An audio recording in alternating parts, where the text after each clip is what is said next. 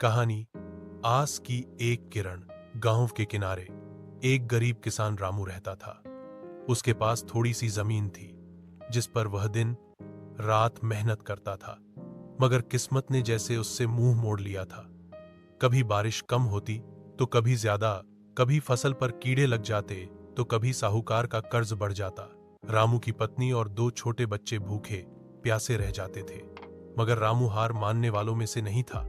वह कहता, मेहनत करने वाला कभी हारता नहीं, बस वक्त का इंतजार करना पड़ता है। एक दिन गांव में एक बड़ा तूफान आया। रामू की पूरी फसल बर्बाद हो गई। घर की छत उड़ गई।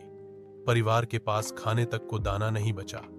रामू के आंसू निकल आए, लेकिन उसने अपने बच्चों के सामने कभी हार का चेहरा नहीं दिखाया। अगले दिन वह गांव के बड़े किसान के पास गया और बोला, भैया, मुझे अपने खेत में मजदूरी करने दो ताकि मेरे बच्चे भूखे न सोएं। बड़ा किसान दयालु था। उसने रामू को अपने खेत में काम दिया। रामू सुबह से शाम तक मेहनत करता और जो थोड़ा बहुत मिलता उससे अपने घर का चूल्हा जलाता।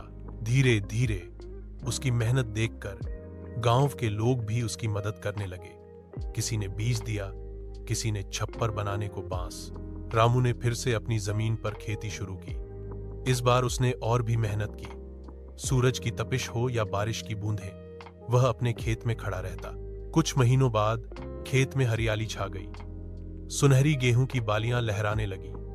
रामू की आंखों में खुशी के आंसू आ गए। उसके बच्चे दौड़ते हुए खेत में आए और बोले, बाबा, अब हमें भूखा नहीं रहना पड़ेगा। रामू ने उन्हें सीने से लगाकर कहा, नहीं बेटा, मेहनत करने वाले को हमेशा फल मिलता है। उसकी कहानी पूरे गांव के लिए एक प्रेरणा बन गई। लो,